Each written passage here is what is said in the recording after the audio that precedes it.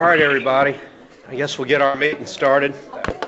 Aren't we on time? 1 o'clock. All right.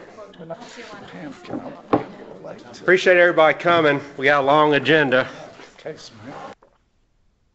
Sorry that there's so many topics. We just got a lot going on, and hopefully you'll find today's meeting informative.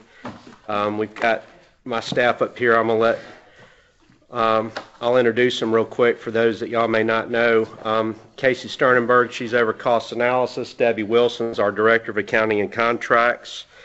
Deborah Leopard is our Contracts Director, and then LaKenya Craig is over SERB, which all of these folks are going to be talking today. So you don't have to sit here and listen to me the entire time.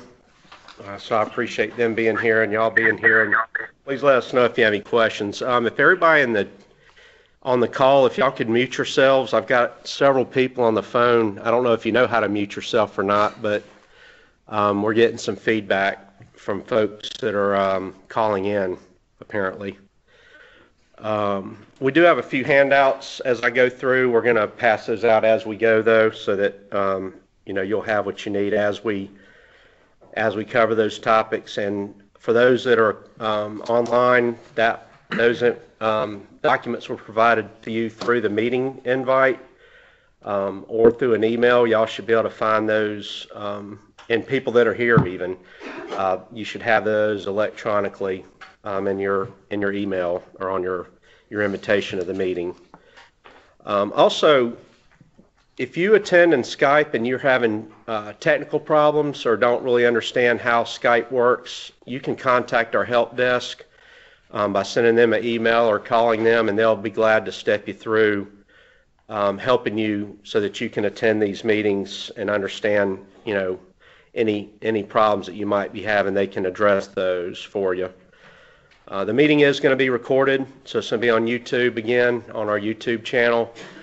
So if you have folks that you want to listen to this that aren't here, or if you want to go back and listen, then you're free to do that. And so with that, I guess we'll jump right in. First thing we're going to do is Deborah's going to talk to you some about our contracts process, where we are, what she's working on, and then we'll cover some topics that have come up regarding the band changes and so forth. Okay. The good news is all the contracts have been updated for the rate and band adjustments.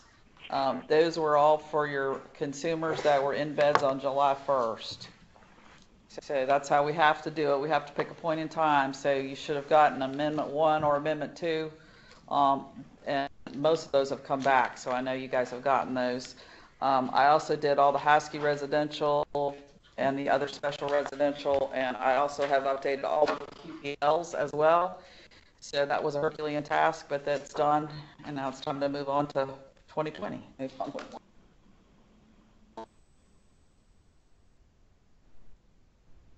First through now, so any beds that you lost that I'm getting ready to give them back to you, or vice versa, anything that you're anticipating an amendment for, all of that should be coming.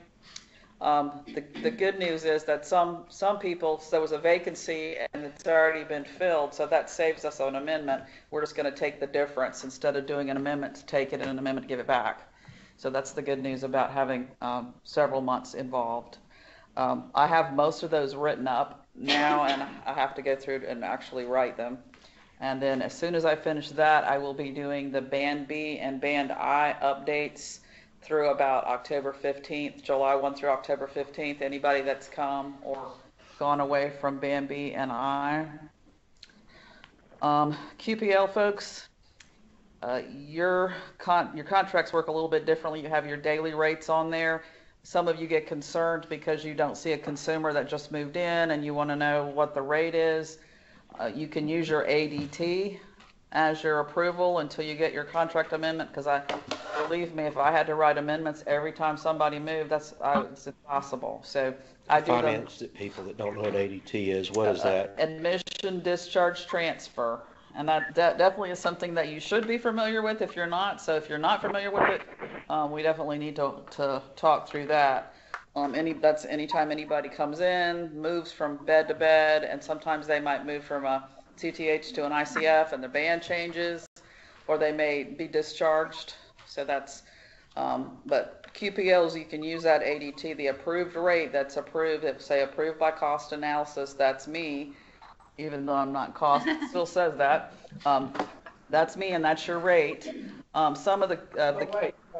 On the date that you do, unless we're doing them incorrectly, the date you use on an ADT as a provider is the proposed date. correct. And there may be some reason why that got delayed due to the person had a relapse at the hospital or whatever. I will restore for boards. I restore it the day that the person actually moves. Because we send that in to you. And I see it in CDSS when they actually Right. move. So, but for Qs, same thing. You're going to get funded from the day they actually move That's- in.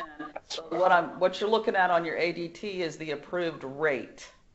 If it says low needs or high needs, that's the approved rate. If you have any doubts, I'm not sure what rate this person needs, just send a quick email to the contract's email address and I will say this is their rate. And that way you don't have to worry. I also, LaKenya and I communicate and she knows as soon as I put somebody in, she can see what the rate is and she'll go ahead and pay you. So you don't have to have that contract amendment that shows the person in your hand before you will get paid. Of course, that applies to boards too. You're not, they may terminate the contract. It's not like we're going to hold your payment up until the minute that that person shows up on the contract. Does that make sense? Okay, we've had a lot of questions about that, so I want to make sure everybody is following that. There was a couple other things on contracts. The payment schedules, we wanted to make sure. Speak up so that, Oh, sorry. well, they might be able to hear you on that one. Use your theater ahead. voice. I have a theater. We wanted to make sure that you got your rate increases as quickly as possible. So they are on your October 16th payment schedule. However, we have processed that early. So we're anticipating that you're going to receive that payment Friday. The October 1st payment had already been processed by the time we had all of our amounts, so we wanted to go ahead and put that on your October 16th. So you should be seeing all those on Friday. So from a cash flow perspective, just make sure you realize you're going to get that payment earlier than you normally would. So don't, if you've gotten into a flow, you need to make sure you realize that that's going to hit A little early. a little earlier than normal. And we did catch you up from July 1 till now, but the rest of it, those increases are spread throughout the year. Mm-hmm. So it's not like you're going to get that whole big chunk of cash right in one payment. So. Also, with regards to the rate increases, I know a lot of y'all use the budget calculator. I should have that updated by the end of the week and posted out there for you to be able to access. Okay, and also there's been some questions which, we kind of identified this internally as well before we sent the rates out that you got. We realized that the day program rate at this point is higher than some of the, I guess Band B, maybe even Band I at this point. Just be. The issue is the bucket of services that are built into a BNI. Not everybody gets day program. Not everybody attends 520 units. So if you look at the components of a Band B, there's only 41% of all consumers attend day program. So to throw all the money in there for direct support staff, you can't do that. You can only do it to the extent that day services are part of the component of the service delivery within that band. So 41% of all Band Bs attend day program, and 58% of all Is attend day program. So when we have to calculate those rates, I've got a table that I would like to pass out. Can y'all pass this out? Split it. This has been an issue since the 89-cent increase. It's just that it's been catching up over the years. I don't know that anybody's not noticed that, but this is the year that it flipped, and so now people are asking about it. But that's been an issue for a while. It's just, I guess, since the amounts were not flipping, that no one really asked about why it was catching up like it was. But if you look at how those rates are computed, all DSPs, we factor in $1 per hour for them. Then we have to distribute all those DSPs through every band based on each band's participation in day program. So it's very convoluted how we have to compute it, but that's why that flips. So I don't know if there's any more questions on that, but I know some folks did ask about that. So from an averaging perspective, you've got a bunch of consumers you're serving, 59% of them that don't even use day programs. So you should have adequate funds in there. And then, of course, the folks that do attend day program, very few people attend 520 units a year even. So it really shouldn't be an issue. It could be somewhat of an issue if your percentage of individuals attending a day program was higher than some other areas. Yeah, just spread it. That's the built-in issue with the way we do our funding system. That's the beauty of the band system. Beauty or weakness, whichever. Thank you for the positive spin. So anyways, we're going to put you on payroll, man. Tomorrow? Is there anything else on contracts and amendments I think so, unless anyone has questions. and payment schedules? Okay. All right. So item 2. Segue into DocuSign. We have fully implemented DocuSign across the board, and it seems to be going very well. I personally love it. Takes me a lot less time, and the admin assistant a lot less time to make copies. And many of you should have already gotten fully executed documents back. A lot quicker, isn't it, than having to wait for the mail and sign and copy and all that. If there are issues with your DocuSign, I did have a few people that were a little bit confused, but they figured it out on their own. So I think it's I'll get it, I sign it. you assign it to whoever you want to witness it. But it goes back. Then it comes back to me. Yeah, but how does she assign it? How do you assign it? There was a little memo that we sent out that has the steps in it. We can reset. It's on our website. I haven't been able to Get it to go. assign, well, I haven't been able to assign it as I sign it. As I it can comes, Right. assign it, Yep. go out, Yep. go Come back in. Yeah, Yeah. it comes back in too. Comes back After in. we send That's it. because it comes to you twice. It comes to you. The reason we do that is because that way you have more flexibility. If somebody's out, we put the finance director, it just, we don't have all that information, or you could just If- have your admin sign it, or you could have whoever If you want your witness, comes back at the end. if you want your witness statically assigned, you said, look, You can every do that. time Heather Waddell is going to be my witness, every time, even if she's on vacation, we can set that up. The issue is we don't know who you want to witness. And if you have turnover, then we have to manage the email address for that person. And so that's why we did it the way we did it. But if you want it statically assigned, we can do that. Yeah, I think we did that. It comes right back. Comes right back the second time, and then you assign it when it comes the second time. That's it. Yeah, it comes back Just to came you. right back. Because basically, we send it to you twice. And then it comes to me, then it goes to Chris, and then it all should come right back to you, which is nice to have it back that fast. And the main issue you want to make sure is that you realize you need to retain, you need to download that in a PDF and make sure you either print your copies or retain it on your server or whatever, so that you'll have those. But if you have any negative feedback or any concerns about that process, please email the contracts, contracts@ddsn.sc.gov. We're really trying to drive that home. It allows us as a team to better work together to address issues when you're emailing one person, but that's not the right person, or it needs my involvement and then Deborah needs to forward me, or, it helps streamline communications. You can also call Deborah if you want to call her individually, that's fine. But we have multiple people monitoring the contracts, all the email addresses, and we're going to, at the October conference, we're going to pass out hopefully some little laminated cards or something that have all of our contact information, our phone numbers, our email addresses, and all of the email addresses that we're setting up that are group emails, so that hopefully y'all can use those as a quick reference back at your work sites, because I know we need to improve access to our contact information as well. We've identified that as a weakness that we're trying to address. But is there any feedback on DocuSign, good or bad at this point? Positive or negative? Or? Good. We balanced our budget with savings on postage. Awesome, man. I know Pat likes it because when the original contracts came in, I was brand new and we didn't want to have to change all the names on all the contracts because I'd have taken a long time to take Pat's name off and put mine on. It's a box, literally. Wheelbarrow. I mean, seriously, you sat there probably for 3 hours signing contracts.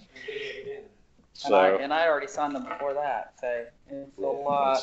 It's really streamlined it for us, so hopefully it's helping y'all too. Okay. So Anything else? And if you have contract questions, like Chris said, call me or email me. If you email other contracts, and then he gave you the contracts at ddsn.sc.gov. But if you email somebody else that's not in contracts or it's not even in fiscal, it gets lost and it delays your answer. If I don't know, then I'm definitely going to push it up the ladder to them. So I will get you an answer. Somebody will get you an answer. Now, this gets back into that distribution system, how you want it.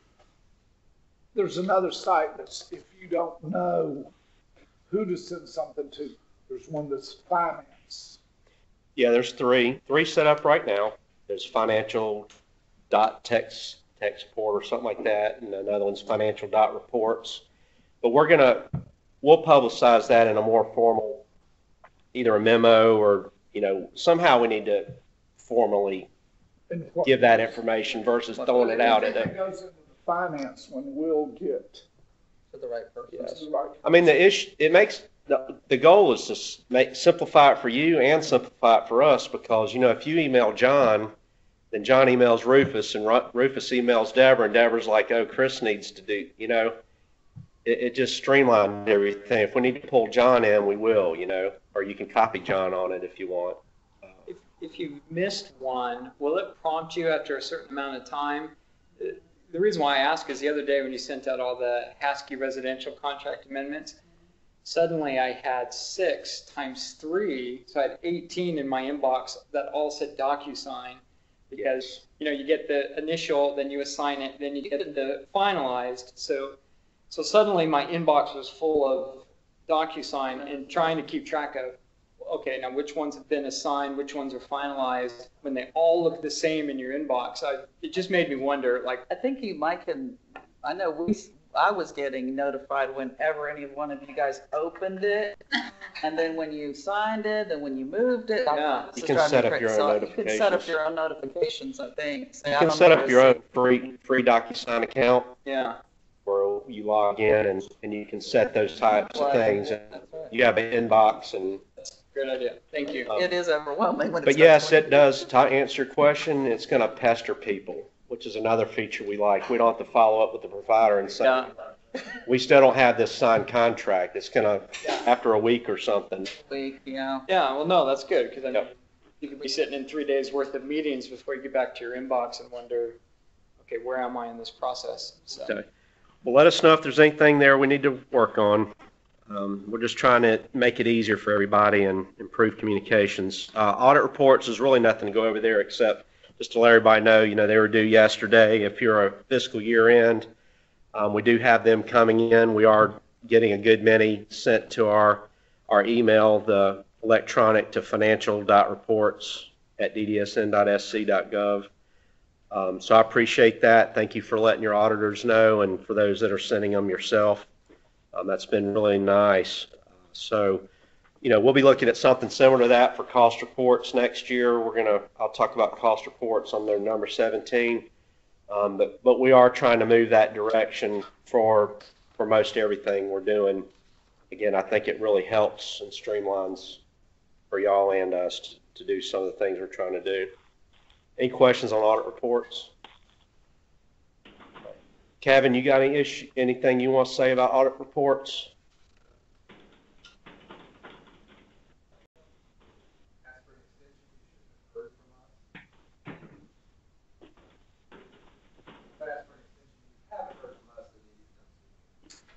So Kevin just said, to remind everybody that they're due, and then if you had an extension, you should have received a response from him, his department, on whether it was approved or not. If you didn't hear back, if you requested one but you didn't hear anything back, then you don't really have an extension. So you might want to talk to Kevin and figure out what happened there. If there was somehow you got lost in the mail or something. All right, LaKenya. She's going to give us an update on stuff going on in her area, which is pretty busy. You want to come over here because you're kind of soft-spoken too. People here can hear you about. It's warm, sorry. Oh, it's all right. How's everybody? Hey. All right, we just have a couple of housekeeping things in our serve area, which is service units reporting and billing. We just want to make sure that the logs that are within the DDSM portal for ResLog and DSAL, that they are submitted and approved by the required due date, which is the 5th business day of each month. So the next due date that is coming up is October 7th for your September 2019 logs. That just kind of helps us with our cash flows and everything, make sure that we're getting all of our data in to be able to bill the Medicaid, and that then we are able to process all of your payments and everything. And to that effect, you know, to her point, that's going to drive your revenues going forward. When we go full fee for service, you're going to want to start practicing your oversight and monitorship of that, because that'll then be your revenue stream, not ours. So her point, yes, that's helping our cash flow, but you know, if day program goes fee for service at some point, if you're not submitting your logs timely, that's going to affect your getting your money. They solved the problem of, we had a couple instances, and it may have been the end of last fiscal year, the beginning of this fiscal year, where we had some that were submitted and we were getting these reports on things not being submitted. Was that unique to us? Well, it has to be approved too, right? Yeah, they should be submitted and approved. So usually, back in near the end of fiscal year 19, we were manually sending out emails to people, just kind of notifying them. Some of those we had submitted. It might have been after the date, so you probably like, if we sent the email and then you might have already submitted. So it's probably just like a cross in timing between us sending the email out and then you submitting and approving it. It was just a cross timing issue. And if you don't know where to go to look to see if your logs are approved, I don't know, can you tell them where that's at? It's under, when you go in the DDSM portal, you click on DSAL and ResLog, and then when you pull up your board or QPL name, you're going to have all of your homes listed on the ResLog and DSAL. And it's going to say, you'll see in there a date of when it is submitted and approved. If you don't see dates in those two columns, then something's missing. Usually you can look at those little picture icons that are on there, and they'll tell you whether it's open, whether it's submitted and not approved, and then once it's approved, you'll see dates in both columns. Yes, and at the October conference that the Human Service Providers has scheduled for the finance folks, Debbie and Robert Decker, and I don't know who else is doing, and Megan, direct billing stuff, but you know, when they go over this stuff, they're going to help you understand more kind of where we think finance directors need to get involved in this, because up to this point, you've probably just had operational folks that worry about that. But I really think, and again, I'm assuming y'all are going to say something about it, you know, there's some changes in finance you're going to need to, that we think you need to implement and involve them maybe in more review of things like this as the gatekeeper, instead of relying on just on the residential director or day director or whatever. All right. Can you mention about when sometimes there's something else? Oh, and sometimes, okay, so on your logs, if you had somebody that was discharged or either at a day program, they did not have any hours, you still have to record their attendance as 0 or discharged for the entire month and still submit it and approve it. Because it sits out there as an unapproved and unsubmitted log, and we have no way of knowing, is there missing billing or is this just they didn't have anything to bill? And so it looks like an error on our part. You know, when we're running our reports, it looks like you're not doing something you need to do, but you're looking at it going, well, why am I turning this in? It doesn't have anything on it. And so that's why we need that process completed. It's just a proper way of closing that log out. And then so then if that consumer is updated in STS to saying that they no longer receive that service or they're no longer at that residential home, you will not see them on the future log going forward. All right. The second thing was the CSW modifications for any kind of modifications that your consumer may be receiving.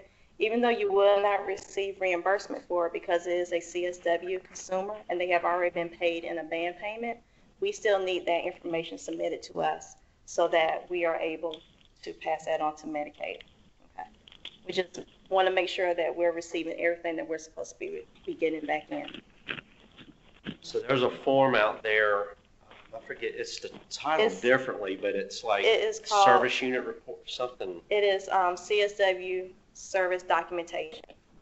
The form pretty much looks the same for your IDRD, and kind of similar to the HASCI modification forms, but it's just that simple title is at the top. It's going to say CSW service documentation. So that's how we know to bill Medicaid, and that's how we get our money back. Yes, it is in Business Tools. Under Business Tools, go to Forms, Finance Manual, and then there is an index at the very top, and it'll tell you the chapter to click on to get you those different forms that are available out there. Speaking of Business Tools, we are going to be working on that. We realize there's some issues out there with old stuff, outdated things, hard to find things. Debbie and I are going to be working on making the forms link more self-sufficient where you don't have to know.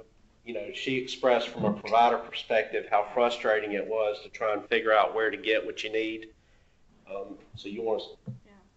Just we're looking at a way in which we can index things and that you're not going into Business Tools over here or you're going into case management over here.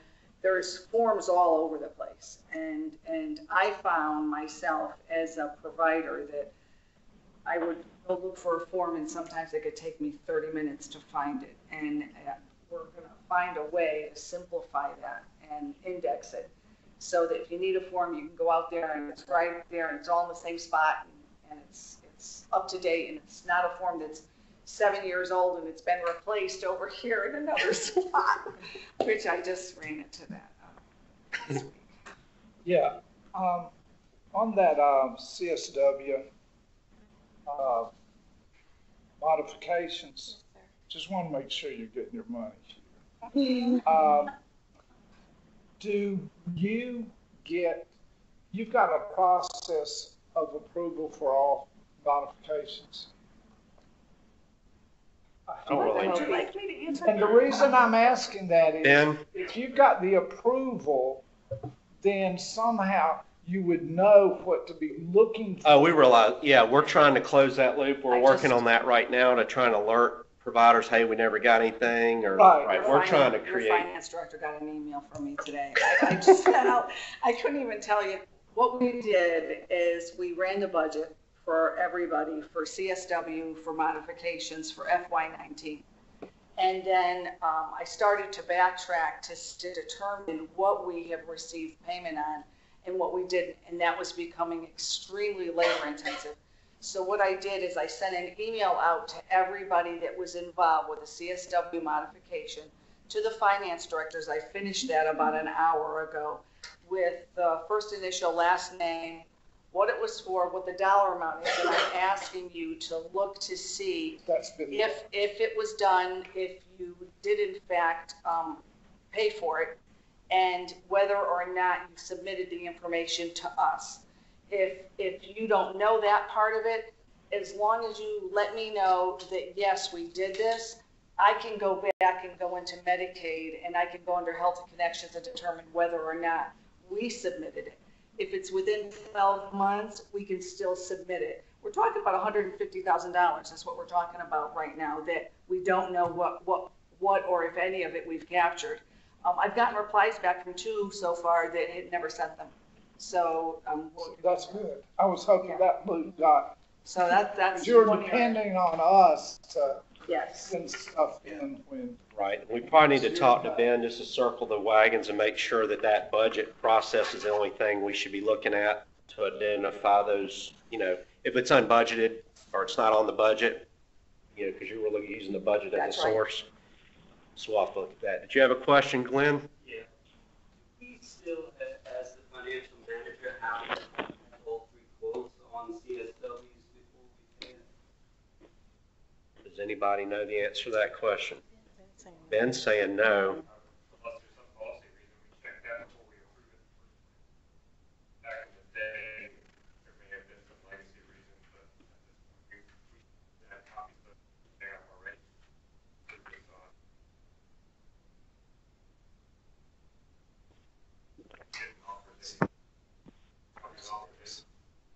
We don't need copies of that from a finance perspective. When you're submitting it, the only thing that we need is proof of payment, a copy of the invoice, and the form and authorization.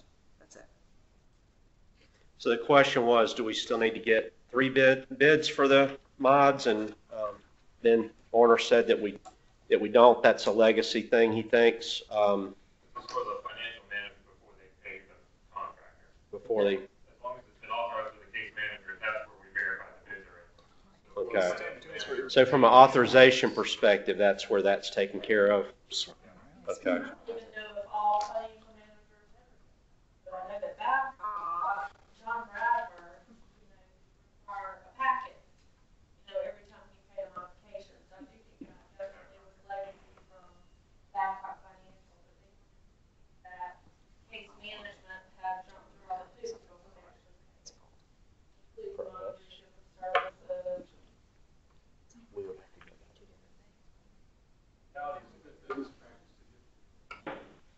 I'm not saying they're not getting the quotes, I'm saying they're checking to make sure they get the quotes before we. Okay, so, Before we have to pay it. okay. I don't know They if, won't get it approved, so the case manager can't get it approved, so they won't issue the authorization unless they've met all the requirements. Okay. The bids that's required. okay, So if you have an authorization in hand and an I invoice was in a hand. financial manager. okay. I mean, they still want to do it, they monitor the service, because that's something that they're not going to check for programmatically. And we should monitor the satisfaction before we. All right. Well, I know folks probably on the phone didn't hear all that, but that's all right. So Stacy was saying that we ought to do a check with the family prior to payment as well. Is that your point, to make sure before we pay it that? I was saying, Yeah. I think it's legitimate for financial managers to still require documents monitored for Okay. satisfaction after completion of the Right. modification. Because we should not release Right. funds until we've Right. monitored for satisfaction. Right. So I think, and that's something that DDSN Yeah. is not checking for. So I think that is legitimate from a financial manager perspective Right. to request from the case manager to show that they've documented for satisfaction. And that becomes more of an issue when you don't have the case manager and the financial manager aren't the same entity. So yeah, you need to make sure before you pay for the mod that the case manager's monitored the mod and made sure that it was appropriately installed and it's satisfactory before the financial manager releases payment, was the point. Okay, what else you got? Just want to make sure that everyone submits their July and August invoices. We still have 34 invoices that we're waiting on for July, and the August and September invoices are going to be available next Tuesday. So if you still have an invoice that you have not submitted to us, go ahead and do that. Invoices for what? I'm regarding early intervention, waiver case management, Medicaid targeted case management, state funded, community support. Is that everybody? Pretty much every category that I have an invoice for, I have somebody that needs to send us something. If you're a board, if you want to check with me before you leave today, I do have a list, and just to make sure, if you want to double check, you got everything submitted. And as Casey mentioned earlier, the fiscal year 20 rates were emailed out to everyone. I also email all of my QPLs that come to me for payment, just so that they will know their rates for each individual, because sometimes their consumers are a little bit different. And Monday, my staff, we went ahead and processed the payments, the rate increase payment for state funded community supports. So we had IT generate us an invoice. So if you already, if you had services for July and August under that service, we went ahead and processed that payment for you. So you don't have to send us anything to get that rate adjustment. So you should receive that payment by the end of this week. That's awesome. Okay. Thank you. And there are no other changes on the invoices on R2D2, no other rates for those services have changed, so you won't have any more rate adjustment invoices. Okay. Any questions? All right. Stay here if you'd like. Sure. I can stay here. Okay. Alrighty. Kenya does a fabulous job. She's had a huge task to handle with all of this. Please maintain communication with her directly if there's things that we need to work on as an agency. I do realize we need to focus on some streamlining, making things maybe not so complicated, but we've been in budget world and getting contracts out and all that. It's kind of consumed us up here, so maybe we're in the next phase of where we can start looking at some of this stuff and maybe streamlining some things, because there's just a lot for y'all to remember to do, I know. So my goal would be to simplify that, if at all possible, and in any way. Okay? Yes.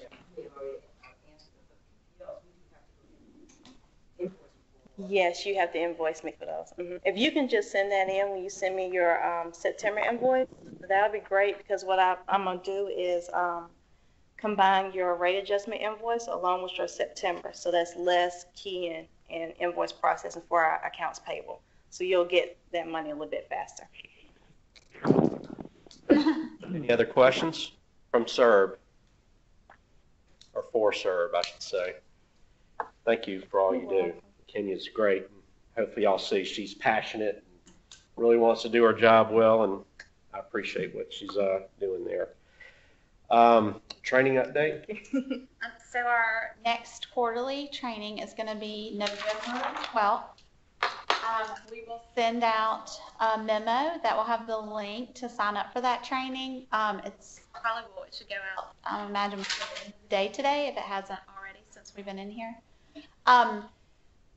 That training is going to be exactly the same as it was July 31st. So if you feel you got everything you needed out of the July 31st training, there really would not be a need to come back. If you feel like you still have some questions or you need clarification, please feel free to come back again. We are going to cap it at 50 people. So please be mindful if you do sign up for that training. If we get to 50, I'm going to have to turn people down. We were actually capped at 70 for the July 31st, and I had to turn people down, and we did not have all 70 people show up. So please just be mindful if you are signing yourself or your employees and coworkers up, please make sure that if you're not going to attend, let me know so that I can open that up to some of the people who were not able to get in. Also, we sent out another survey a few weeks ago with regards to specific trainings we would like to offer. That survey went to the same 70 people that signed up for the July 31st training, because this was one of the questions on the survey after the July 31st training. I sent it to the 70 people, and I've only had 17 responses. So if you were on that list and if you signed up for the July 31st training, you would have gotten that survey. If you could please just fill it out and submit it, that's going to help us determine what trainings you feel that you need, and the more information we have available to us, the better we are able to serve y'all. So if you could just fill those surveys out, that would be great. And just thought of this, so when we send out the survey, the sign-up form for the November training, We'll include the survey link so that everybody has a bite at that apple. That's using one of your terms, Pat. I've learned a lot from Pat. All kinds of sayings. All kinds of sayings. You wouldn't believe it. But I give you a bite at the apple, and that way y'all have some input opportunity as well as in regards to those training opportunities. Can you speak to kind of what we envision what that resulting in once we get all that feedback from them? So we would like to do mini training sessions, maybe 3 to 4 hours. We've had a big request for cost allocations. The 17 responses I have received back, the biggest interest is cost allocations. So anyway, we're just trying to figure out some topics that we can kind of dive a little deeper into. This quarterly session, the topics that we talk about, we're only just skimming the surface just to kind of give everyone a general overview. So what we'd like to do is pick some topics and really kind of dive deep into them. So this would be a chance to kind of give your input and see what you would be interested in learning more about. Yeah, so big focus here is to making sure that we have training opportunities for our provider network and that we're responsive to your needs, because there's really a lack of other resources for y'all as you get new finance directors or new day program directors or whatever. So it's going to be a real big project and huge focus of our team to develop those options. So please give your input. I think you said another one's like procurement and cost reports. We realize that's probably one we need to do. So if you guys could please respond to that, it would help us make sure we're developing what you need. Anything else on the training? Any questions on training? Okay. BabyNet? Joyce is here if you need her. I told her we might throw her in the deep end. Well, I'm going to mention your name. I have a Anyway. sit for. I met with Joyce Kimry regarding, Who is Joyce? She's our early intervention she's child the person services. in charge of early intervention. Right, Director? Yep. Yeah. Yep. Not sure everybody knew who she And was. she's also going, just as an FYI for everybody, she's also going to speak at our October meeting about EI and BabyNet and about the issue that we recently learned about, this billing roll-up. I don't have a lot of information about it. I know she's going to talk about it in October, but one of the things that we've recently been made aware of is that there's some units, or a considerable amount of units, we believe may be left on the table.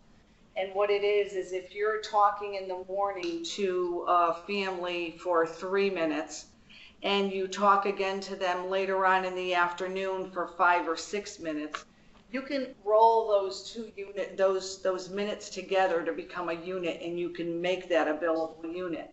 A lot of the boards, from what we understand, are not doing that. It's not. Bridges Might can't not. do it. Clarify, this is only a BabyNet issue. Correct. It Yes, is a that's BabyNet. correct. Bridges BabyNet only, does not affect our invoices, does Right. not affect case management. That's or right. internet. Yeah, this is a BabyNet issue. Right. It's a Bridges issue specific. Correct. Yeah, Bridges specific. This is just for case management, right? Early intervention. Early intervention. EI. Yeah. Joyce, did you want to come help us do a better job at this? It would be You can sit right here. Come on, Joyce. the case management part. I saved this spot just for you. Yeah. She was right. I was ready. I'm fighting laryngitis. I apologize. Uh-oh. Not contagious. I saw you back up, but I'm not contagious. Oh, I just want to give you space. Well, what we found out is that since July 1st, the small units of time have not been accruing throughout the day for BabyNet consumers, and that's your population who are 0 to 3. So just like you said, if you do small units of time throughout the day, a 2-minute phone call, a 3-minute phone call, a 5-minute phone call, those do not accrue into the minutes into a billable unit for BabyNet. And that's been going on since July 1st. We've been in conversations. Director Poole has talked to Director Baker. We've talked to Jennifer Buster. And they are certainly aware of the issue and are working to reconcile it. I talked to Jennifer on Monday, and she said a memo would come out this week detailing what they plan to do about this. Don't have a lot of details, but she did assure us that a memo will go out this week. Trying to think if there's anything else. No, I think you covered it. From my perspective, I'd be interested in hearing the folks here in the room if they have additional questions. It's certainly something that we're aware of and that we've been working and advocating with DHHS to make sure they were aware of the situation and they're working to resolve it. But going back, so let's say you resolve it November 1st. How do we go back and capture those units July 1 to October? I don't know. Well, that's part of what we're advocating for is, you know, Medicaid owns this whole process. So all we can do is speak for y'all and keep the pressure on them and continue trying to work through these issues on your behalf. So I know that would be one of our focuses is to make them whole. Yes, and just to make sure that it's equitable, that because right now you're billing under one billing code, it's under the T1027 Family Training Billing Code. So it can affect your family training units and your service coordination units because let's say you bill an hour for family training and then, yeah. So that makes a lot of work. Go ahead. So all of those units are not accruing and DHHS has not released those other billing codes, which would be your code for your IFSP planning and assessment and your code for service coordination. But those codes should be released in this quarter. Provider who seems to think that the memo that was coming out from BabyNet was going to be resolved in our favor. Do you have that information? Are you willing to say that, or do you know anything about that? I am not willing to say that, Stacy. I don't blame you. I'm just wondering. I'm told that the memo is supposed to come out.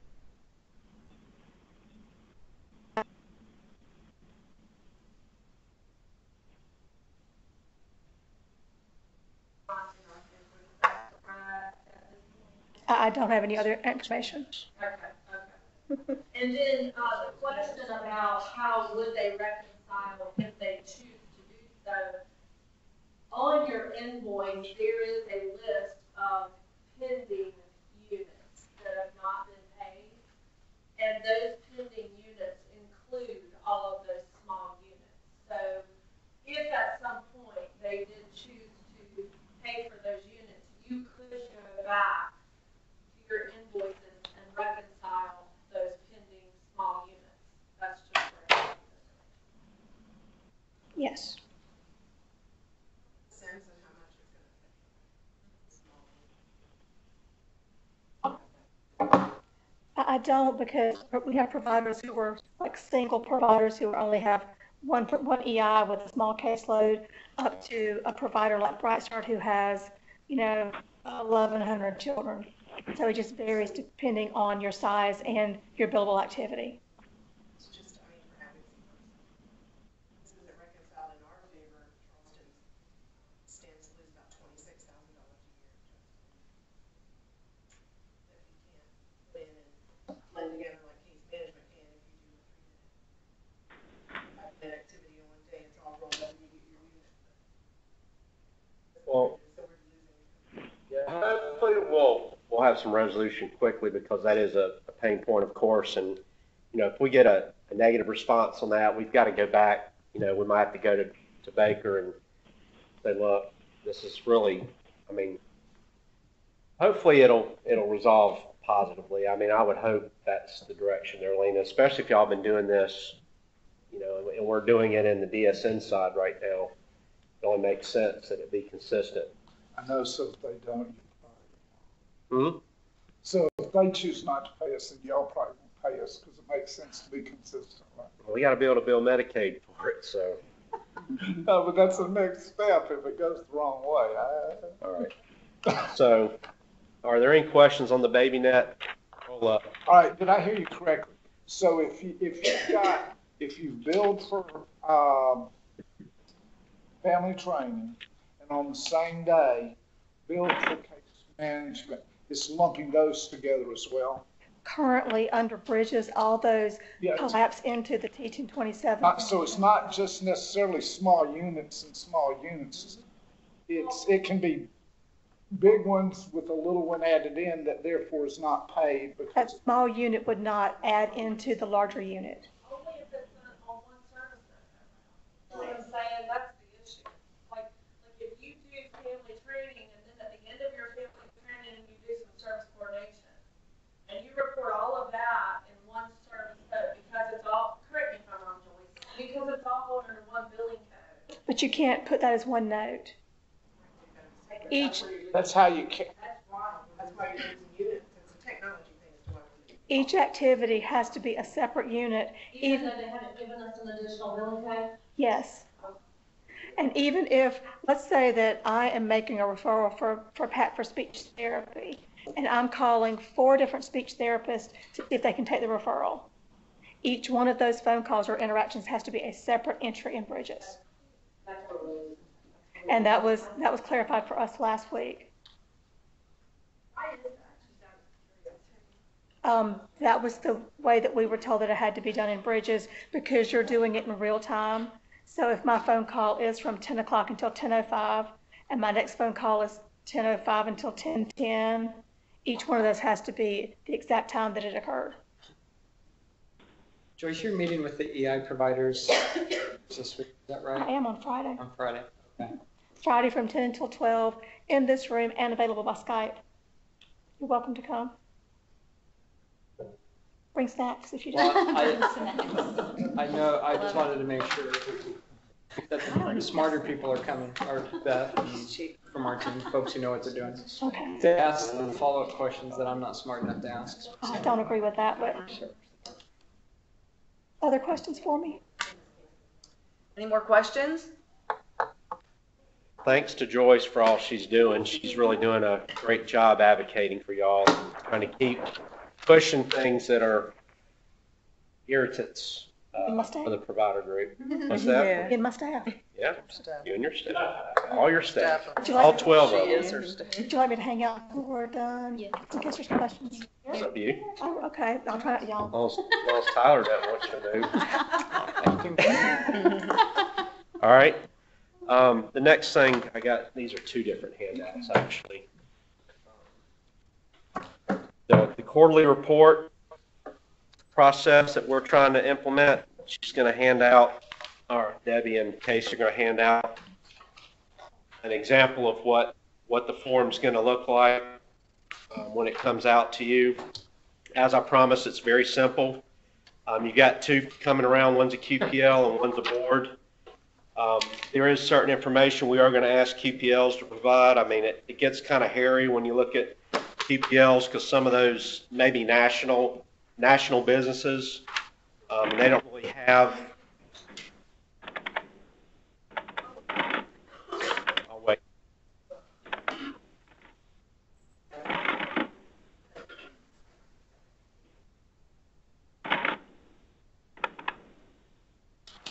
Can we run out?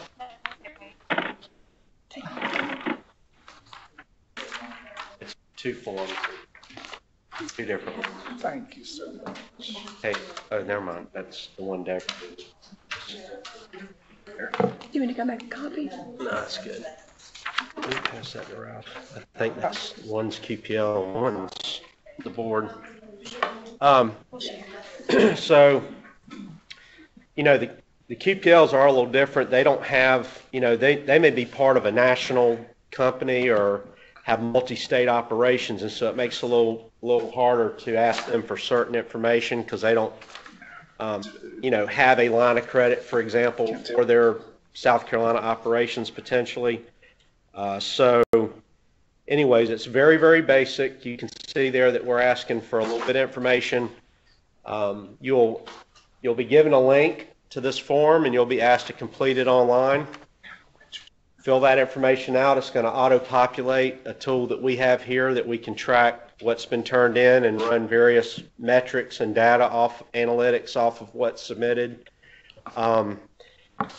We do have an option at the bottom for you to ask us for assistance if you need some help you can mark that off there and we'll follow up.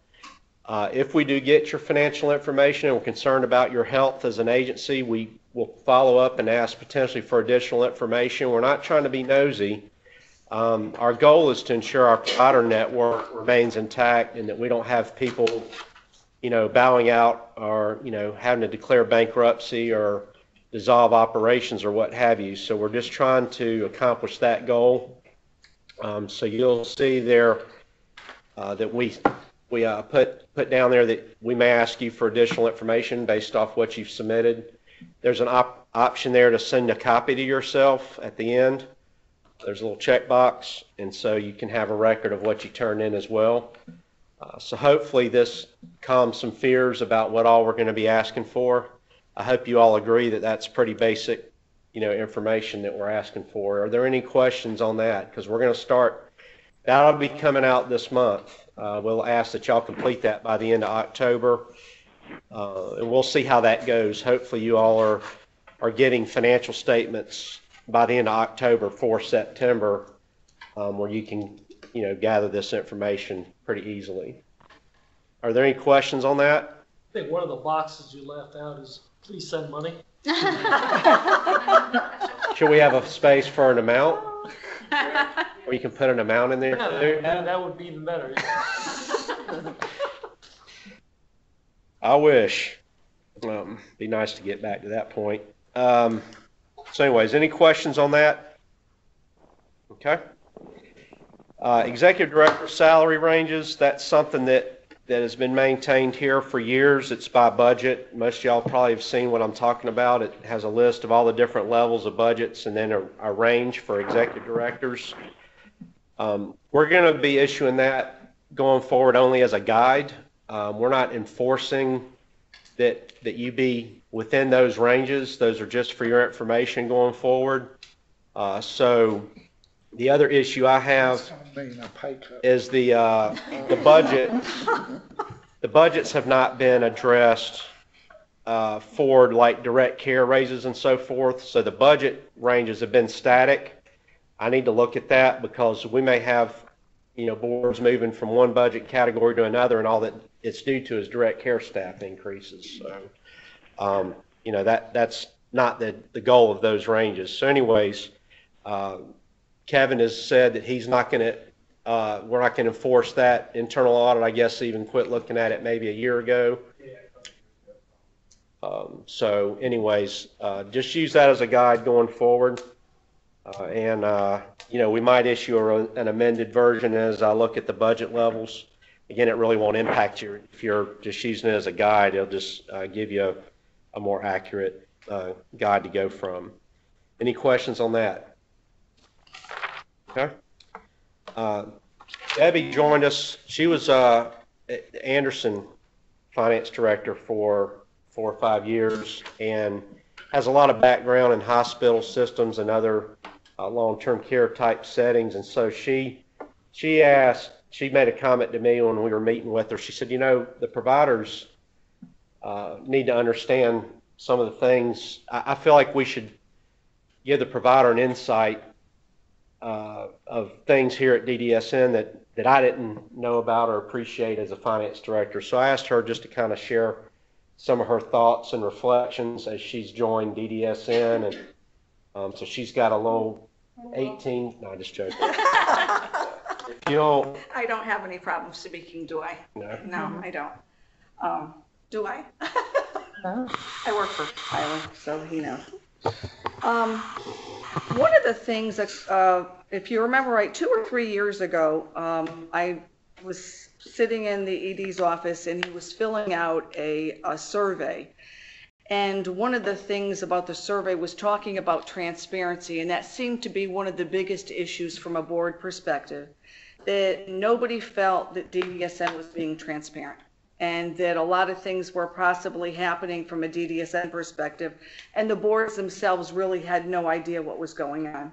And I think as a member of a board, we tend to develop our own opinion of what we really think is happening and what we really think is going on. As a result, there's been some things that have transpired, and I've got to be honest, this has been a real eye-opener for me. I really had no idea the things that happen here. For me, it was all about the board, and for me, it's all about the individuals. And I will tell you, that's the only piece of it at all that I've missed thus far, is the day-to-day integration with our individuals. And for me, myself, and my staff, I'm actually going to bring my staff to some of the boards to meet some of the individuals, because I think it's that important that we all understand why we are here. With all that said, I wrote a few things of different things that have transpired that I'm like, you're kidding me. DDSN has always been paid fee for service, and we're being paid by a band rate. So we really... You had two we's there. Huh? Yeah. Well, you said okay. we. Okay, Anderson, the boards, okay. And I still have a trouble with this. It's going to last for a while, sorry. So the boards are paid on the band perspective correct. basis, and DDSN's paid Fee for service. based on... Correct. And residential outliers are payments that DDSN pays to the boards as well. As an agency, as DDSN, they don't bill for that residential outlier. They don't get paid for that. So anyone that's getting a residential outlier at this moment, they're taking it out of, I don't even know if I want to say coffers. State funds. It's coming out of the state funds that reside. Which impacts our ability to provide Medicaid leverage. That is correct. Feel free to step in at any Go time. ahead. You're welcome. Sorry. The first year that the dollar direct support increase was paid out to the boards, the only funds that DDSN received were 30% of those funds. They didn't receive dollar for dollar back. You know, as a board working in Anderson, my assumption was everything that they're paying me, they're getting, and then more. Now, maybe that was just me, my own perspective. I don't think so, because I've talked with other finance directors as well. In the second year, the direct support increase, DDSN finally got DHHS to pay for it in May, but they only retroed it to April. So there was 8 months of which it was funded once again by DDSN. In-home supports up until 2 years ago, until they started to bill the boards, they were funding in-home supports.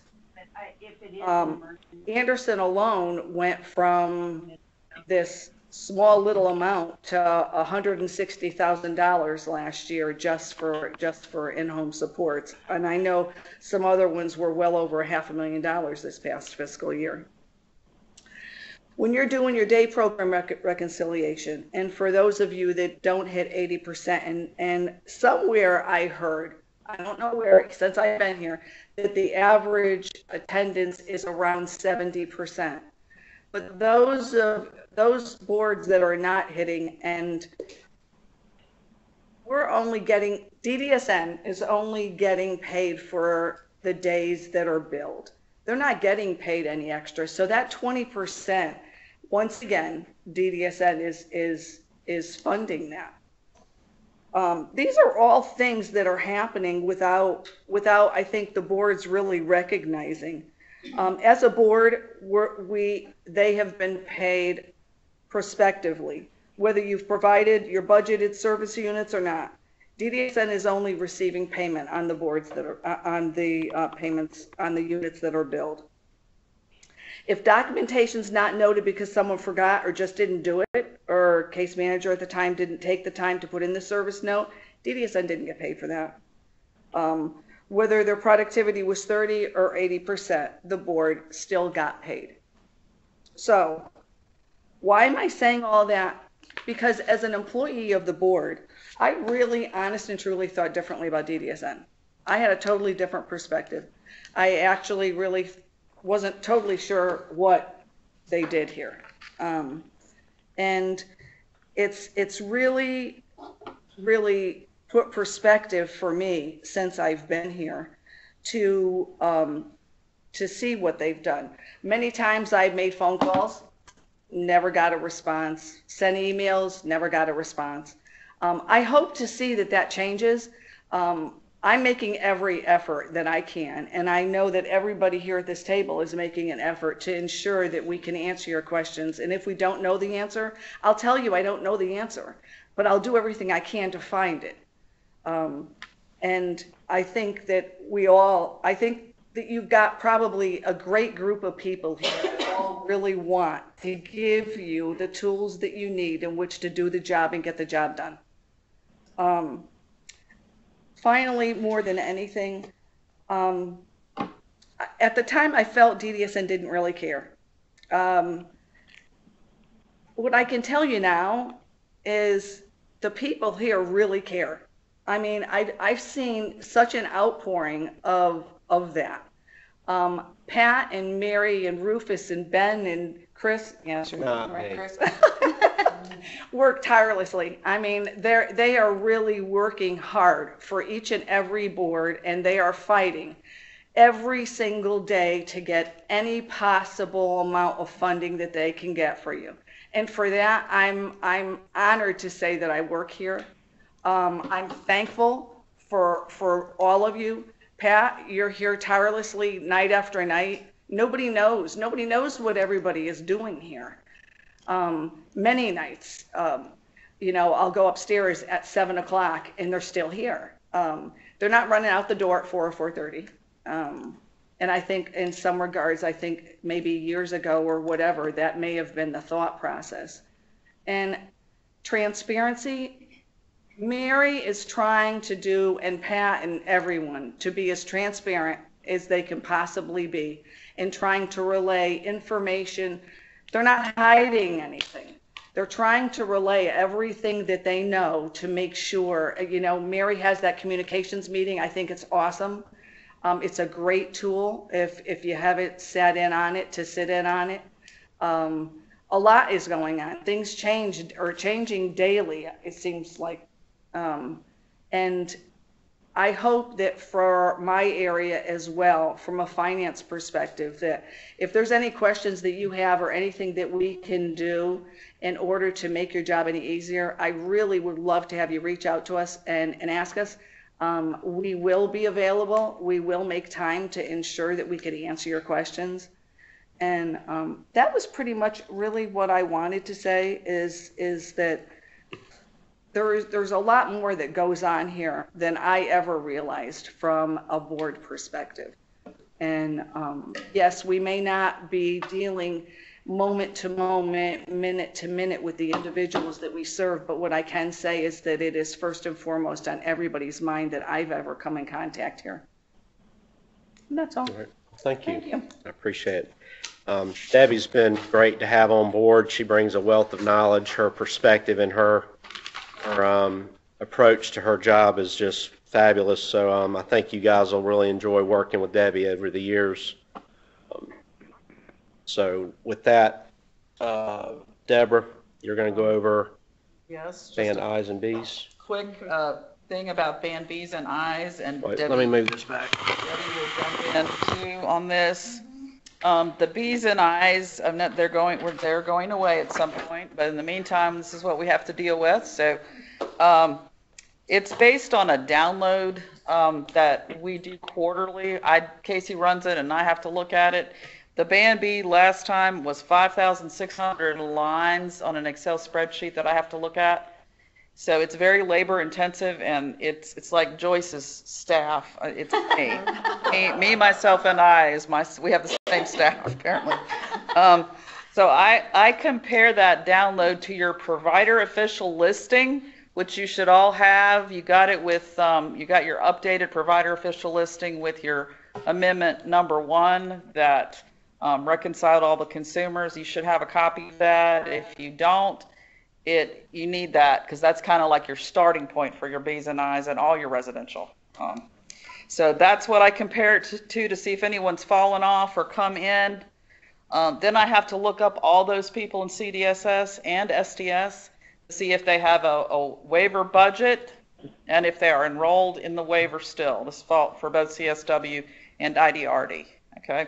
So they have to have a budget, they have to have enrollment. I check the financial manager to see if they're got the right financial manager for where they're living. I try to be extremely accurate with it, but as you can imagine, it's a lot to keep up with.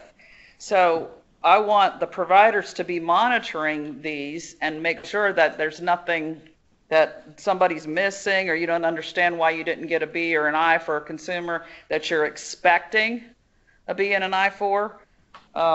When somebody falls out of residential placement, let's say they move home halfway through the year, that download does not pick those people up. So I have to manually track that separately so that those can get missed too. All right. So use the provider official listing as your base. And when you get your amendments through the year, you'll have a little summary page that will show the comings and goings in the units. There are a number of things that could be wrong. In fact, Debbie and I were just looking at some from Anderson earlier. If you may be expecting a B or an I, and maybe their budget's in the wrong county or something's different. I can tell you really quickly if I look it up, but kind of give them a quick summary of what to look at when they. Well, one of the things that we did in Anderson, and other boards may be doing something similar or better or different, whatever. We used to get the authorizations from case management so that we knew who was changing from a B to an I, or who was new being added as a B or an I.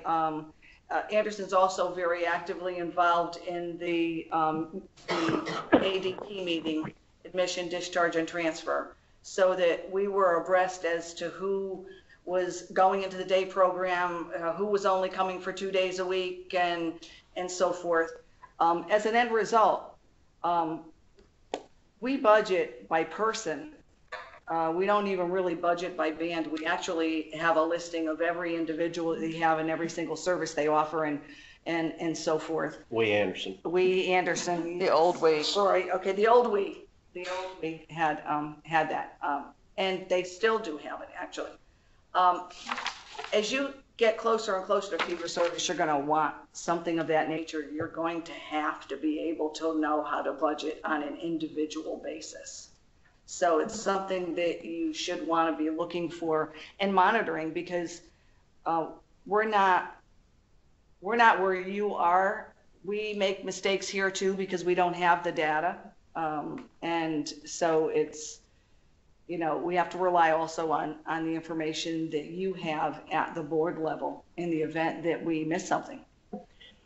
And if you miss somebody, if there's somebody missing, and I know Glenn will check with me multiple times a week about people that somebody's shown up on his waiver credit report, but I haven't gotten a ban for this person. Is it in the hopper? I take a quick look and say yes or no, that person lives in Lawrence County, and then he goes okay, and then he moves on, but he keeps a running list of it.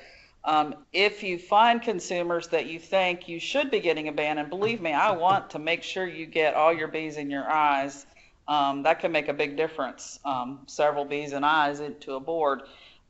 If you email the contracts email and say, or call me and say, Deborah, I'm expecting an I and I haven't gotten it, what's going on, then we'll track it down for you and we'll get to the bottom of it. And it could be something as simple as a budget being wrong. So I'm kind of want you to help us out with that. Yes, I mean, it's just a bunch of volume, and Deborah's doing the best she can to interpret that, but I mean, you need to invest in your own agency and make sure that you're on top of these things, make sure you're looking at the dates we're using and so forth. But foremost, to me, as an auditor and former finance director, I want my revenues tied to something other than a contract amendment coming in the door. If I'm going to lose band B's and I's, or I'm going to gain some, I want to be ahead of that, and I want to recognize my revenues based off of the anticipated amendment coming. I think it's really not good business practice to expect Deborah, when Deborah sends you an amendment, now I go and adjust my books for it. You should be ahead of us. You should be out there leading the way and seeing that what we are sending you matches what you're expecting. So again, we're going to go over some of this at the October conference. Debbie and Robert and Megan are going to be going over, some of the things we think y'all need to do to position yourselves so that you really have some accurate financial statements that you're presenting to your agency, board, and so forth. Anything else you want to add on B&I? And there is no movement yet as far as pulling those back in yet. Pat and I will be working on that still. We've got some strategy that we're trying to deploy tied to some residential adjustments that we're trying to get. So, you know, right now that's still at bay. We're not doing anything on that this fiscal year. So that's still on the table for next year. Pat, you want to speak to B's and I's at all? It's really contingent upon getting residential rate increases so that it creates enough safety net in the system so that when we make a switch, nobody gets hurt. So it's, if you're going to go over the budget today? I wasn't. Would you like to give a budget update? Our budget ask is $10 million for residential increase, and we're getting our cost reports now, and with excess Medicaid costs in the system already, to then hopefully let us justify rate increases without any additional state match. So we're hopeful that it'll be at least 10, if not higher, by next July 1st. And once that enters the system, it then creates the conditions for looking at the B's and I's, taking them back. It's clear to me that the historical gap is closing probably faster than we think, and that pulling them back is probably in everybody's best interest. Risk, liability, administrative perspective, as well as matching. So it's in our future. When it happens, can't be sure, but it is certainly contingent upon doing it in a very judicious way so that we do not affect any provider's cash flow in a negative way. Okay. Thank you, Pat. Okay. Any questions on that? Item 11. So I thought I had CS waiver figured out when I got here and read the state plan for CS waiver, and it has caps right in the document there. It's online on our website if y'all ever want to look at the 180-page waiver document for each waiver. But anyways, those caps I interpreted as a hard cap that we had to comply with, so I had Casey change the cap in the portal.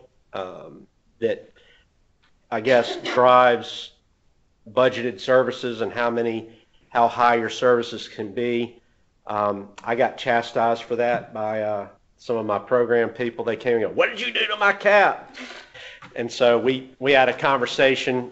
Come to find out, there's a contract that we have with HHS that basically says that the cap that's in the plan document can be modified if there's rate increases that affect that cap. So in other words, as day program rates have gone up, the cap can be moved as well in sync with that so that you're not cutting services to consumers, because that would be the ultimate result.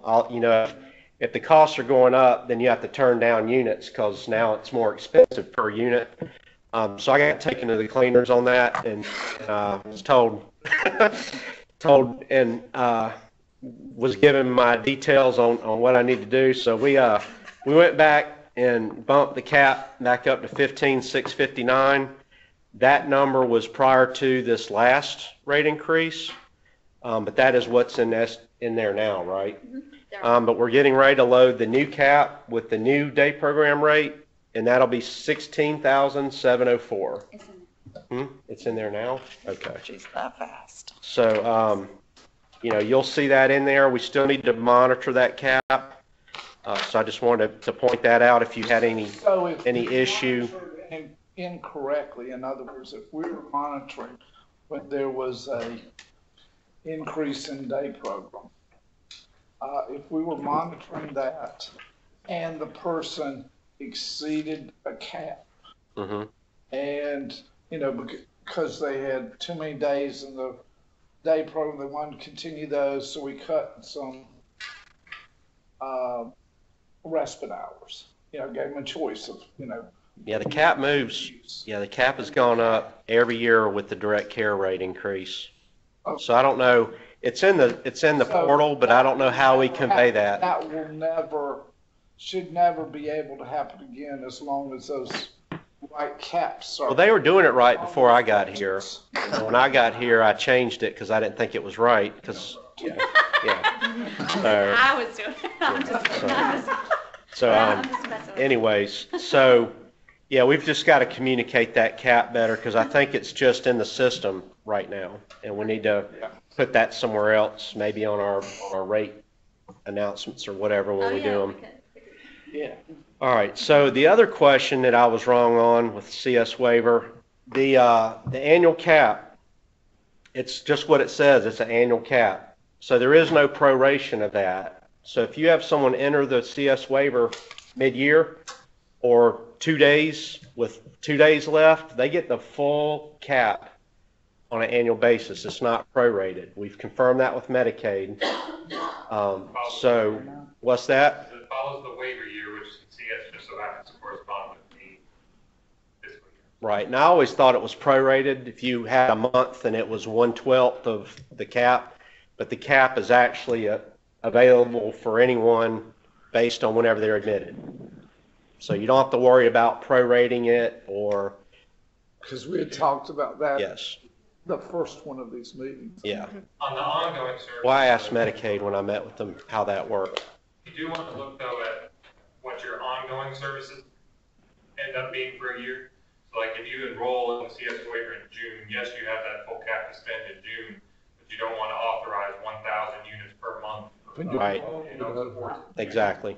Because that won't carry over very well to the next year. In other words, when you're making the current year's budget, consider future years that you're going to have to spread that same money over 12 months instead of whatever shorter period you have in the year they're admitted. So are there any questions on that? But conversely, But modifications and stuff. Let's say you spend all your money by March 1st, you have to disenroll, right? Right. Until. Yeah. Next year. Somebody keeps muting us out there in TV land. Yes. Still prorating the payment. We do prorate the payment. Yeah, we'll have to. That's a good point, Glenn. Yeah, we're gonna have to figure that one out. Just send us the whole amount. We can't do that. That's what he was saying, if we do like a modification. Yeah, if you get a modification. Yeah, we're gonna have to work that out. Which would have to be. All right, Glenn. Thank you. We're adding something to the list. Well, we're asking them to send in those CS forms to report the environmental law. Yeah. Big ticket items, we can keep an eye on those to come. Yeah. I know they only can based on how many days they're in the. Yeah. Okay. That's a huge asterisk. Thank you, Glenn. All right.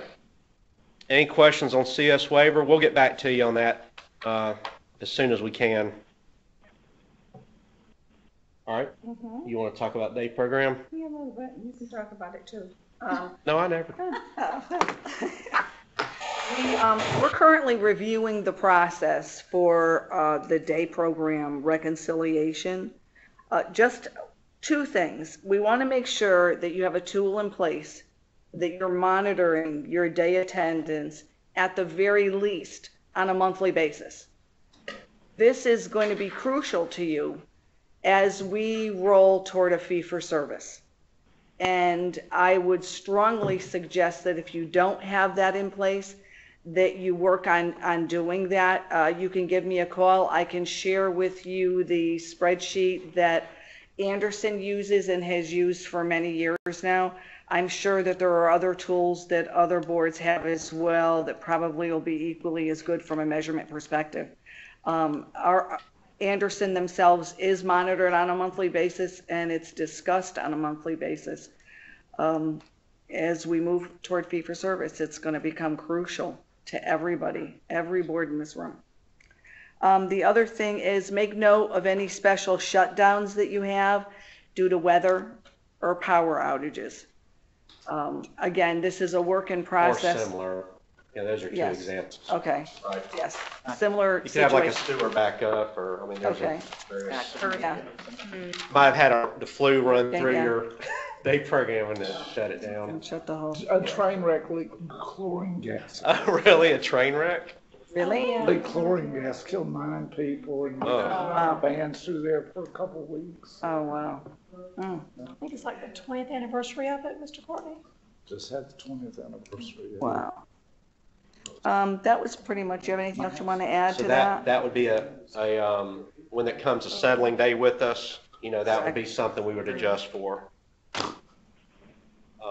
But on the other thing with day program, Kevin in his internal audit directive over the years is they came up with the agreed upon procedures engagement that your auditor should be performing for you.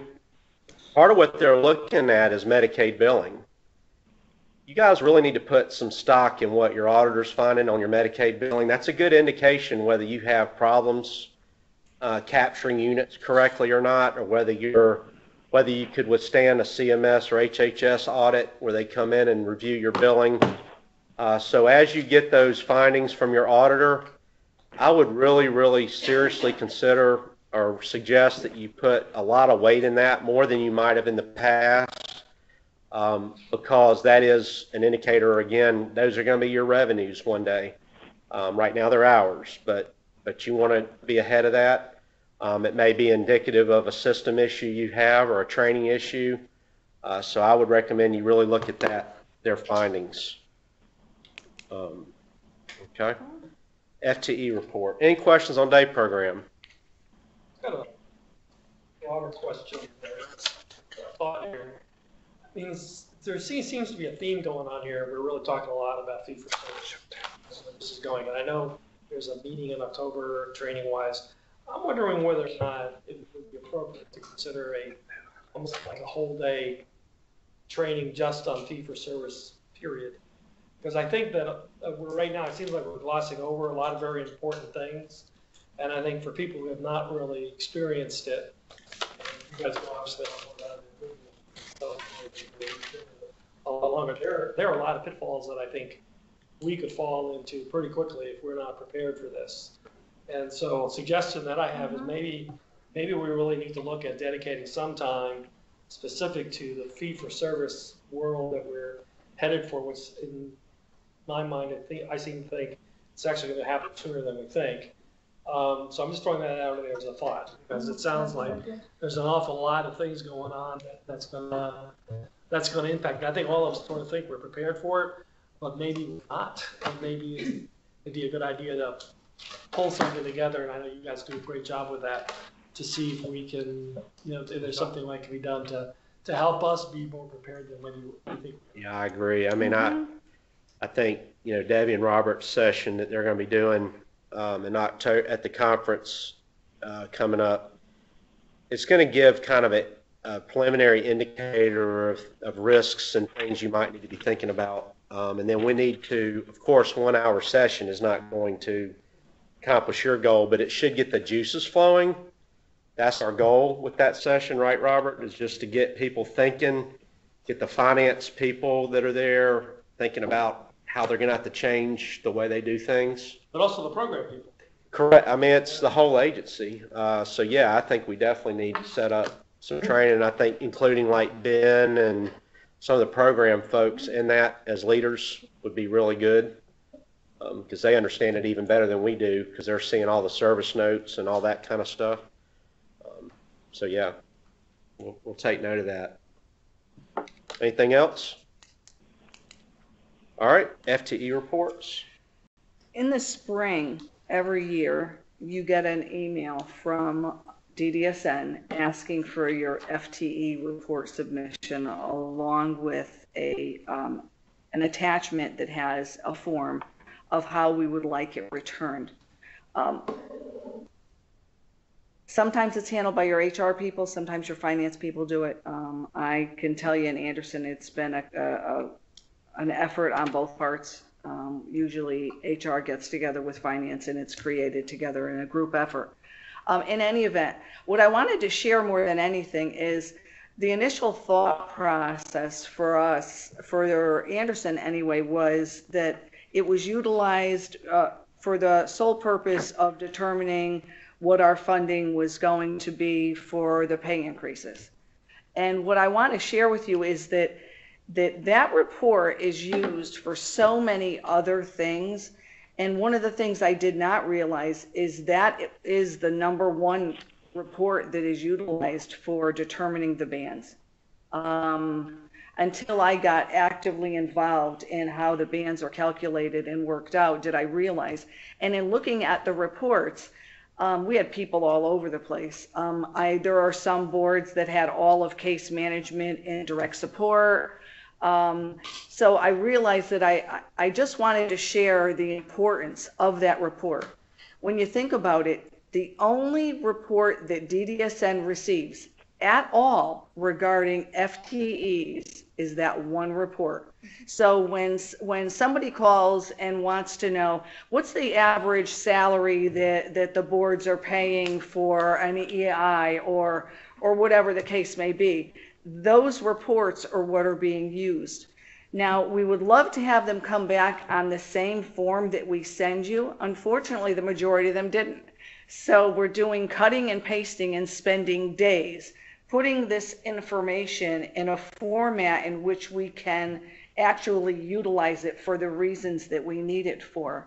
So what I'm asking and pleading more than anything is when you get that in the spring, can you please return the form the same way in which you get it so that we can just take your form and cut and paste it into a spreadsheet, and then we could be able to provide all kinds of data for just about anything regarding FTEs.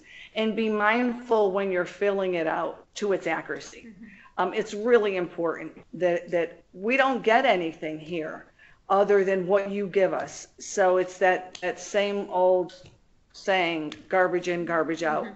And we're just looking at trying to be able to give information back based on the information that you give us as well. So I would suggest you specifically state that when you send it out, because I know in the past we've got the letter and it said, just turn in your FTEs. There was no form attached, just turn in FTEs. It's that time. It shouldn't have said that, but I mean, the thing is, we're gonna be revising that form. It's not gonna look like it does now. We're probably gonna go to an online submission process where we're not keying anything. It's submitted to us electronically, and we can just dump it and use it immediately without any tweaking on our end. So we've got to work smarter, not harder here.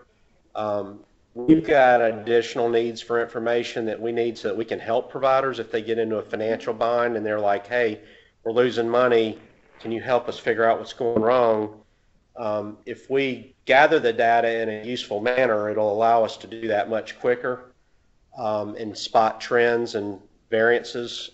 It would also be nice, I'm sure, from a provider perspective to have data that would be, what are the average boards doing out? How many houses do most coordinators are they responsible for? How many direct care staff does the average 4-bed home have in it across the state? You know, there's just different data that we could really provide if we gather the data properly. So we will probably have a training session on FTE reports between now and May, where we'll go over those changes. But yeah, to Debbie's point, I mean, it is very, very important information, and we have providers that don't even turn in anything, and we got to chase them down. So, you know, just please get us that. It's really important information. All right, respite. I have been working diligently since I got here on respite reconciliation. It's been an interesting process. Right now, I'm currently working on a procedure for anybody that's involved with statewide respite and how each board should be reconciling their respite that is being paid on a payroll basis, on a pay period basis, to the reports that are out in R2D2. I've learned a lot over this process. There's a number of boards that are not getting the payroll registers, which you should be getting. I'm working diligently with Jasper in order to be able to provide the data that you need in order to reconcile. It's a lot of money in the end, and what we're finding is that many of the boards are not doing a reconciliation. They're actually relying on the report from R2D2. And you shouldn't be doing that. You should be getting data. You should be accruing for that, understanding that your R2D2 reports are 2 months behind. So you should be accruing for the current month's activity in the current month, even though you haven't, it hasn't been deducted from you. You should be accruing the expense on that and booking the liability to DDSN. If anybody has any questions on that, feel free to give me a call and I'll review it with you on what I see. But over the next month, the plan is to be able to get out to all the finance directors that are involved with statewide respite exactly the reports they should be looking for, they should be asking for. You know, from what I understand in talking to different finance directors, not everyone has the same access as what others have access to. Some may not have access to business tools, some may not have access to some of the reports in R2D2. And that's another thing that we want to work on as well, to ensure that as finance directors, you have the access to all the information that you need within which to do your job and do it correctly. So the problem is folks don't know what they don't know, and they don't know what they don't have because there's no way to know that. So that was a lot of no's, wasn't it? Can you repeat that again? Ben and Casey, and you're in it too, right? The R2D2? Yes. Okay, again, I'm doing a commercial for this conference, aren't I? But there is a session on that there, and of course we're going to have to springboard from that and provide information to folks that aren't present at that conference. But you know, our goal is to give you an insight into all the tools that are out there so that you can then go back to the help desk here and say, look, there's this report I can't see, I really need it. So that's our goal, you know, because we have found that there's even finance directors out there that still don't even access the portal ever. They just don't know anything about it. So that's a problem. It's really a lot of information that finance directors need to be involved in. Same with their app. There may be needs for their app access as well by your finance team if they're going to be able to perform their functions. So anything else on respite? Yes, Glenn. Don't throw me another curveball. No, I've already suggested this earlier, but for any of the reporting in R2D2, the number one problem is the same identifier for the consumer across all reports. Your naming convention is not consistent. And I know in a side conversation with Casey earlier, we even talked about maybe putting the Medicaid number in all the reports as the unique identifier. But if you're trying to reconcile things and use those reports, the naming convention is not the same. And you have to jump through hoops to get them to match, to even attempt reconciling things. Can you do me a favor? As you run across those, can you shoot me examples so that we can see what you're talking about? Screenshots or... I can second that. Yeah. That drives me nuts too. And one thing I'm all for support funds proposition. It's a bit of a push, and I'm not sure Coach you would get behind me on that one. But one thing we should do though, and to throw this out there, we have what's called a consumer ID, and it's the same in their app and it's the same in CDSS. Rather than using the Medicaid number, which not everybody has, and this could change because the case manager can change that in CDSS on their own. Consumer ID sticks with the record, and I'd like to see that across the board as well. So if you have reports you run all the time and you want that identifier in them, then start getting a list. I think it's a fairly easy to add. It seemed like last year we were trying to get them fixed, and it was too much. But maybe adding that number to everything would help. Or great. Anybody else having good suggestions? Kevin?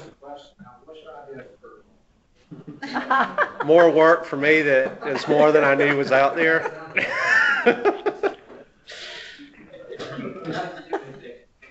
Anything else? Okay. Wow, you're talking a lot. I'm done. Cost settlements. No, that's not me. You made a mistake. It says Debbie Wilson. No, but it's not me. Who's talking about it? Casey? Oh, so the cost settlements, 2016, 17, and 18 are complete. They have been complete for a while. We were just going through multiple staff changes. We are in the process of reviewing those 3 years. So it's 16, 17, and 18. Once they are reviewed, they will be coming to each board in that group. So for example, Anderson will get 16, 17, and 18. Then we'll move on to Babcock. You get 16, 17, and 18. We will have day attendance in there. Mm-hmm. Yes, so we are gonna have day attendance in there, and I know you haven't seen that for a while, but that is gonna start being part of the settlements.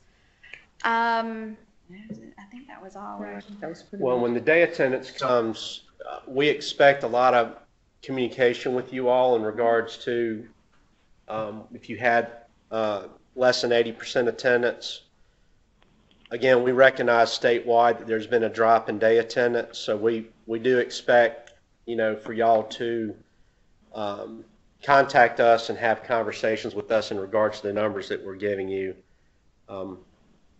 And, we need to, as a state, just be mindful of that attrition. And obviously, when we're doing rate setting with HHS, we've really got to be mindful of absenteeism, because you're not going to be able to bill an absent day. So the rate's got to be right. So we're trying to rebuild